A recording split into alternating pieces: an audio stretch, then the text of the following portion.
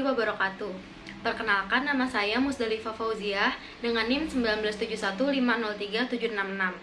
Saat ini saya berkuliah semester 4 di Universitas Budi Luhur, jurusan Ilmu Komunikasi konsentrasi Public Relation.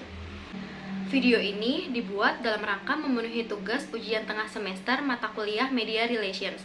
Dan dalam video ini saya bertugas untuk mewawancarai salah satu wartawan yang bekerja di salah satu media yang ada di Indonesia. Mau tahu bagaimana videonya? Langsung lihat aja yuk.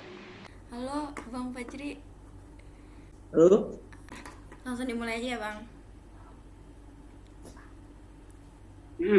Untuk pertama mungkin basic dulu aja kali ya, kayak nama, tempat tanggal lahir, sama hobinya Bang Fajri. Aku nama lengkapnya Insan Al-Fajri, itu kan ada di Zoom ya. Iya. Sesuai dengan nama.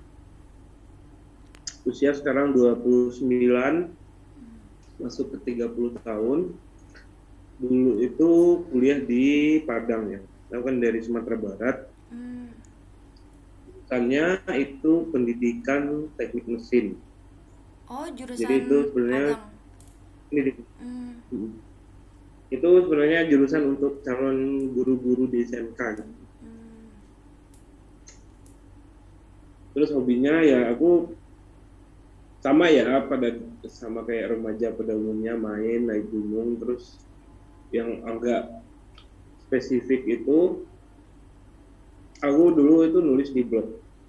Oh, suka nulis. Juga baca-baca novel gitu sering. Itu sih. Kan dari jurusannya Bang Fajri ke pekerjaan yang sekarang mungkin agak jauh ya. Nah, itu kenapa bisa tertarik tuh Bang awalnya?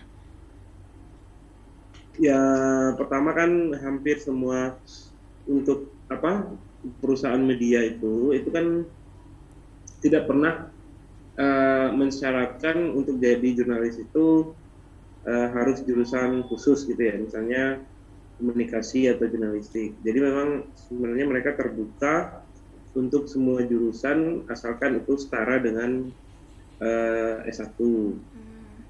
Terus aku kan dari sejak kuliah itu kan memang sudah belajar menulis tapi secara otodidak gitu ya.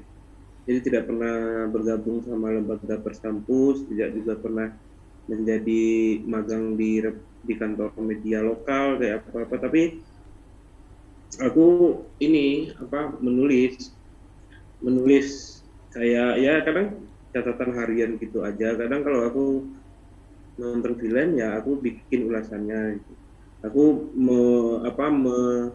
menceritakan kembali soal film itu, atau kalau ada buku, kalau ada novel, beberapa kali juga aku bikin mungkin mirip seperti resensi gitu ya, cuman lebih ke bagaimana aku menilai buku itu. Terus menjelang wisuda itu setahun, 2 tahun kalau nggak salah, 2 tahun terakhir menjelang wisuda itu aku juga menulis tulisan yang lebih serius gitu dan terbit di kolom opininya media-media lokal di Sumbar. Jadi ya berangkat dari itu sebenarnya. Terus aku pikir ya udah, kenapa nggak diteruskan aja hobinya ini jadi pekerjaan beneran gitu. Kebetulan 2 tahun setelah aku wisuda itu Harian Kompas itu membuka rekrutmen untuk jurnalis. Dia buka itu di 7 kota di Indonesia, salah satunya termasuk Padang. Jadi karena ya seleksinya ada di kotaku, ya aku daftar. Dan langsung masuk ya Bang, habis seleksinya? Langsung lulus?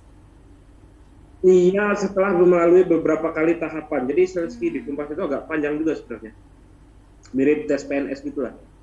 Ada tes tertulis, ada tes wawancara, ada tes psikologi, ada tes koran. Kalau kamu melamar kerja itu ada tes koran itu. Jadi kamu mengisi penjumlahan angka yang sangat panjang itu, dan itu ada waktunya kayak gitu. Berarti nih Abang dari lulus terus diterima seleksi Kompas ya di kotanya Bang Fajri. Sampai sekarang udah berapa lama kerjanya? Aku gabung itu 2018, diterima sebagai calon ya. Jadi kalau jurnalis di Kompas itu pertama itu kita statusnya tuh cawar, calon wartawan. Kalau di media-media lain ada juga istilahnya caleg. calon reporter. Kalau di Kompas, untuk menjadi wartawan, kita itu harus menjalani masa magang selama 1 tahun, 2 semester. Jadi selama 2 semester itu status kita itu calon wartawan. Selama 2 semester itu ngapain? Nah, di semester pertama itu kita nggak ngapa-ngapain kecuali belajar. Jadi ini mirip sekali sama kuliahmu. Jurusanmu apa? Komunikasi? Apa jurusanmu? Ya, jadi 3 bulan pertama itu kita belajar bahasa, kita belajar teori tentang media, belajar cara menulis berita, belajar ekonomi politiknya, belajar etika wawancara, kayak gitu-gitulah. Itu semester pertama. Semester kedua itu baru mulai turun belajar jadi wartawan beneran, mulai ke lapangan tuh kalau ada peristiwa mulai dilibatkan. Sudah genap setahun, nanti itu dievaluasi oleh kantor. Apakah secara nilai aku memadai untuk diangkat menjadi wartawan tetap atau enggak? Kalau enggak ya udah sampai segitu aja. Kalau diangkat ya per itu statusnya jadi karyawan tetap gitu sih. Oh, berarti pas selesai seleksi itu tetap belajar lagi ya Bang selama 2 semester itu? Ya malah jadi mahasiswa gitu 1 semester itu. Yang 3 bulan pertama itu full teori semua. Ada beberapa itu, nggak tahu ya, kamu kalau jurusan komunikasi harusnya kenal sama Pak Asadi Siregar, itu kan salah satu tokoh pers ya. Dia ngajarin di UGM dan itu salah satu pengajarnya. Terus untuk bahasa itu banyak sekali dosen-dosen yang dari UI itu, jurusan bahasa Indonesia-nya UI. Oh, itu yang ngajar di itunya, di tempat Bang Fajrinya? Di Diklat, waktu aku Diklat. Terus pas udah resmi nih Bang, kan udah resmi diterima nih. Nah, selama dari resmi diterima sampai sekarang, job desk-nya Bang Fajri itu di wartawannya aja atau sempat pindah-pindah gitu?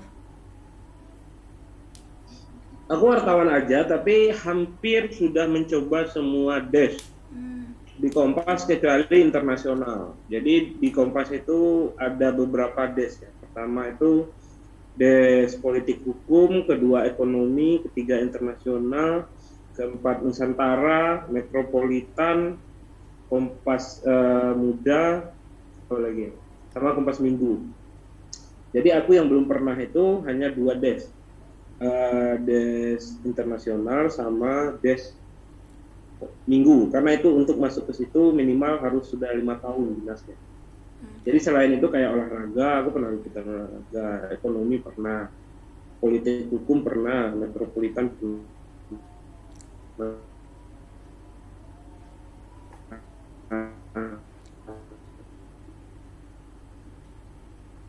Kayak gitu.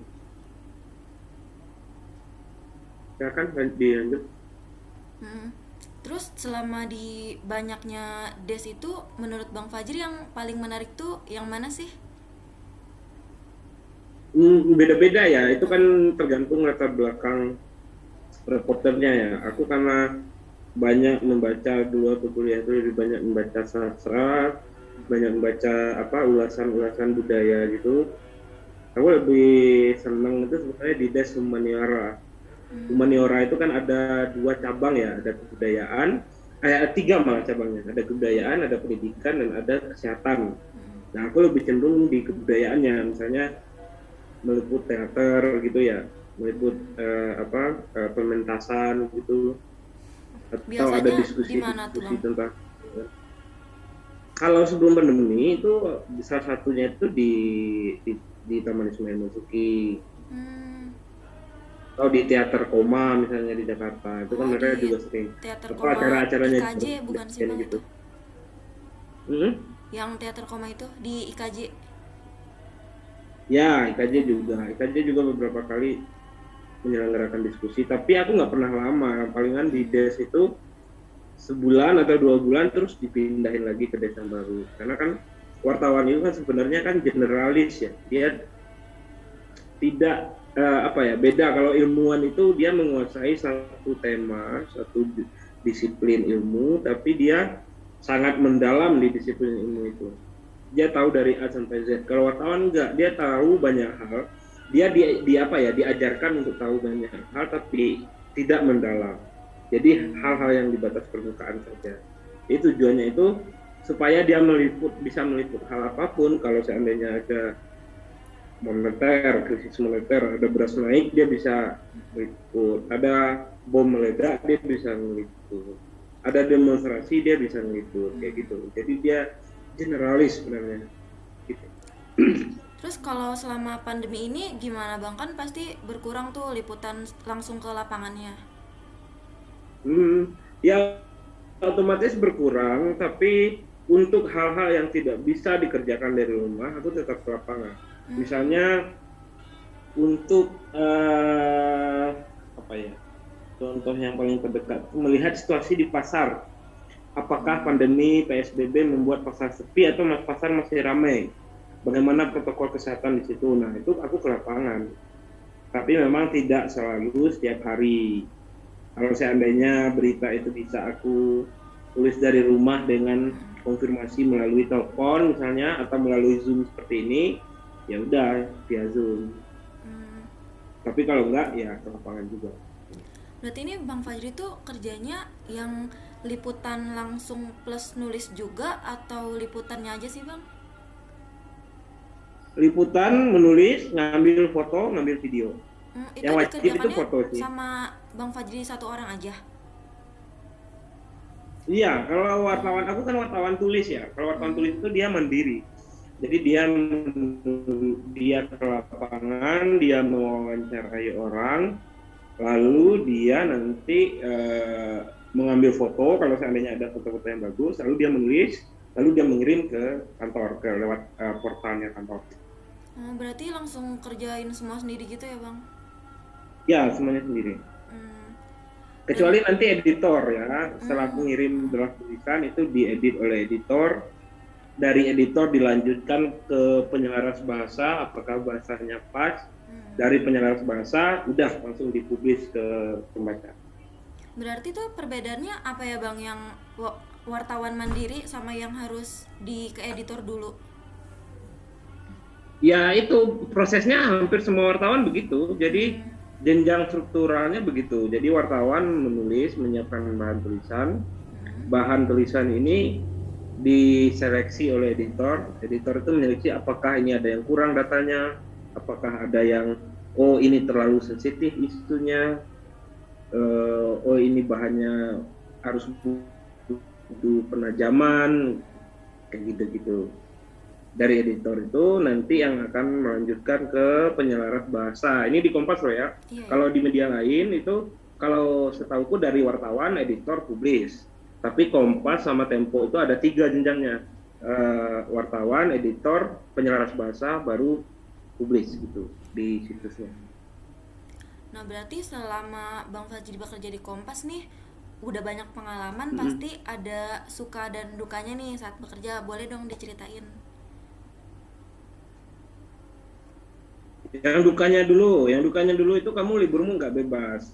Apalagi untuk wartawan baru ya. Wartawan baru itu di hari-hari besar, biasanya kita malah jadi tenaga andalan untuk tetap bekerja di lapangan. Jadi misalkan aku kan 2018, 2019, 2020 itu baik di libur Natal maupun di libur Hari Raya itu aku masuk semua. Termasuk di tanggal merahnya. Karena koran itu kan hanya 2 hari ya ininya. Aku kan di koran berhenti terbitnya. Setelah itu kan dia tetap harus terbit.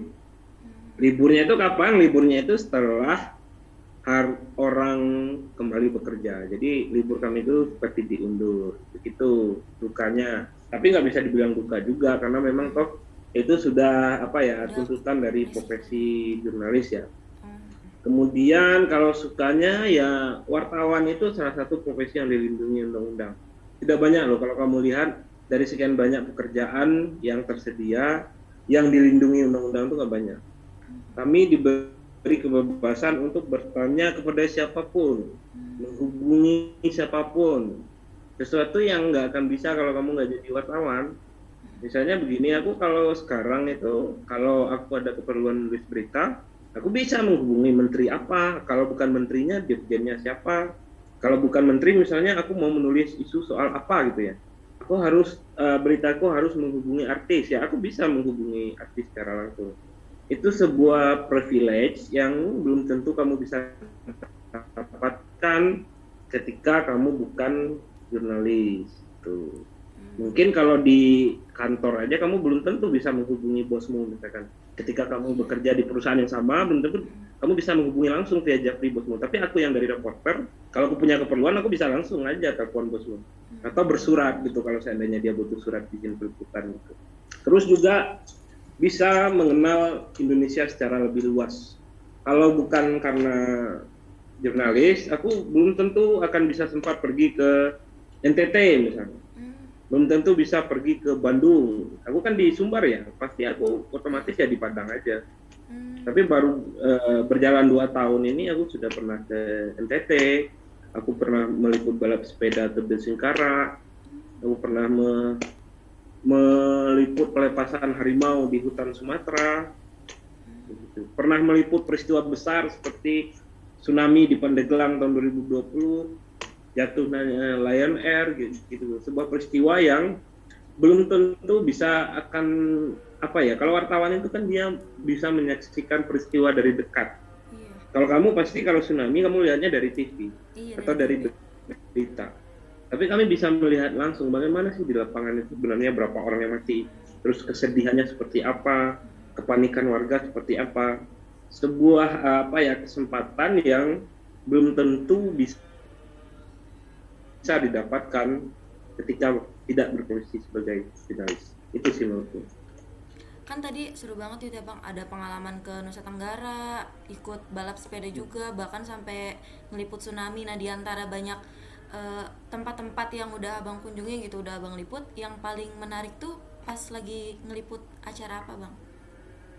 Paling menarik itu tsunami di Pandeglang, Banten 2020. Karena itu challenge ya, sangat tantangan terbesar menjadi jurnalis. Jadi sebetulnya wartawan itu bukan orang yang dididik dulu lewat kelas, tapi dia dididik itu di lapangan.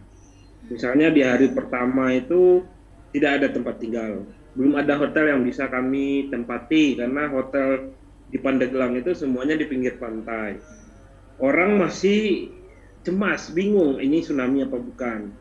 Di kamp pengungsian itu situasinya kacau sekali, orang sedih, orang nggak bisa ditanya. Tapi justru dari pengalaman-pengalaman seperti itu, peristiwa seperti itu, kamu bisa menjadi lebih menguasai lapangan gitu ya. Kalau seandainya orang lagi berduka, gimana sih caranya supaya kita tetap bisa bertanya, tapi tidak membuat dia tersinggung.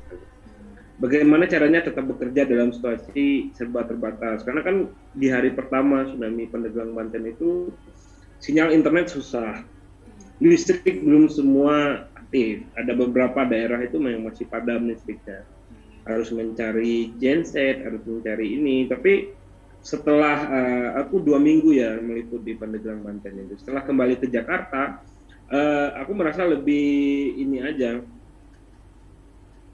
bisa menguasai lapangan gitu. Jadi ketika meliput hal-hal yang lain, merasa lebih tidak banyak kendalanya.